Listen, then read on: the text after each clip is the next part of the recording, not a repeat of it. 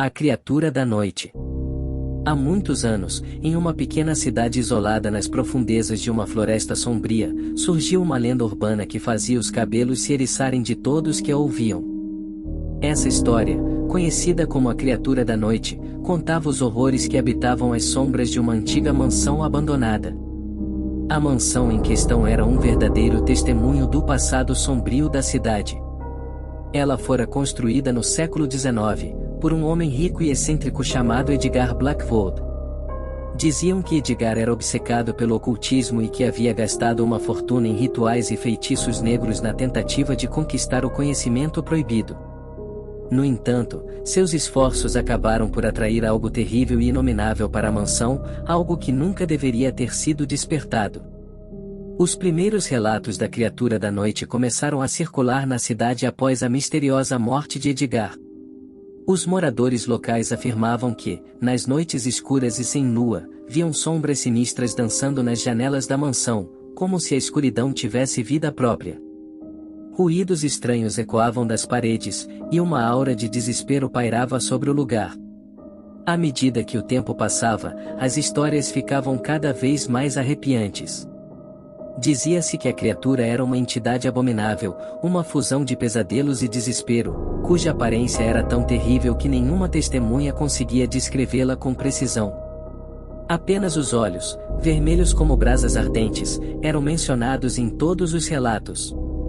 As pessoas que ousaram se aproximar da mansão para investigar nunca mais foram vistas. Elas simplesmente desapareciam, como se tivessem sido devoradas pela escuridão. Os corajosos caçadores de lendas que ousaram passar a noite na mansão relataram sussurros gelados em seus ouvidos, sombras que se moviam rapidamente pelas paredes e uma sensação de estar sendo observado por olhos invisíveis. A história mais aterrorizante era de uma jovem chamada Emily, que decidiu passar a noite na mansão como parte de um desafio de coragem com seus amigos. Ela nunca mais voltou para casa. Seu corpo nunca foi encontrado, mas a cidade acredita que ela ainda está presa na mansão, vagando como um espírito atormentado.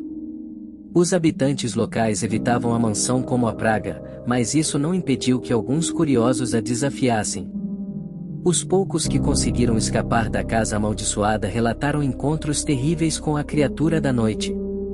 Um deles descreveu uma figura sem rosto que o perseguia incessantemente, enquanto o outro afirmou ter visto seu próprio reflexo nas paredes se contorcendo em uma dança grotesca.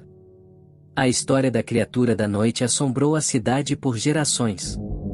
Os moradores mais velhos acreditavam que, se alguém se aventurasse na mansão, a criatura seria libertada e a cidade seria amaldiçoada para sempre.